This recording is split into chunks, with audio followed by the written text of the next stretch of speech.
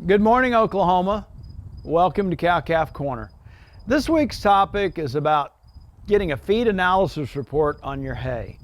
And we all know what we're going through this summer in Oklahoma. The flash drought that started in June really abruptly shut off our forage growth. And a lot of us are struggling to secure that hay supply as we think about the onset of winter just a few months down the road. At this point, we know that we are not only in a drought ourselves, but most of our surrounding states are way down on hay inventories because of persistent drought. And so it can come as a relief to find somebody that says they've got hay to sell you, and yet it is a really good idea to ask for that analysis of the content of that hay before you actually purchase it. But what can you learn from a feed analysis report? Well, you're going to be able to get back information on the dry matter content of your hay, the crude protein content of the hay, the energy level that's in the hay. The simplest form and way to look at that is a total digestible nutrients, or TDN content. We can also see information come back on net energy for maintenance, net energy for gain, and net energy for lactation if we want to look at more precise estimates of energy content. And we can get just a relative feed value of that hay as well. We're standing in a hay barn here this morning, and it's a good example. We could go look at a couple bales of hay, crack them open, and actually find hay that has been put in this barn over the past few years. It may appear very similar to the naked eye.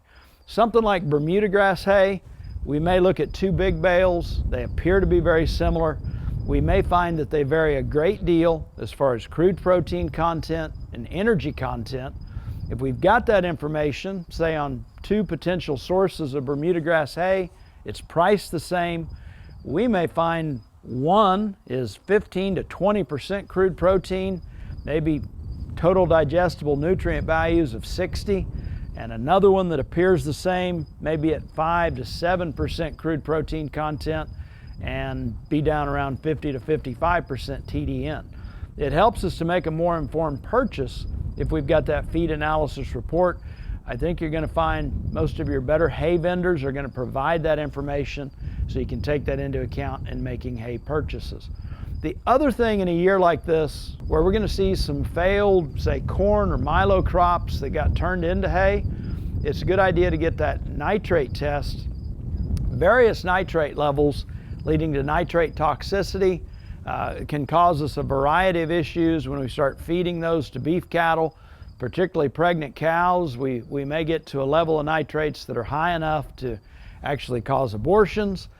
We may get all the way up to levels that can cause death in some extreme cases, but it's a very good idea to get that nitrate test back and take a look at the nitrate content of those hays before you actually make that purchase.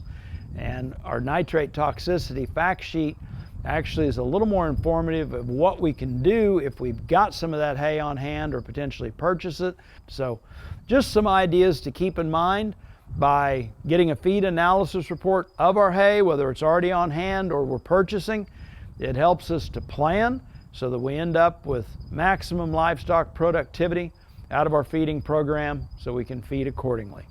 Thanks for joining us this week on Cow-Calf Corner.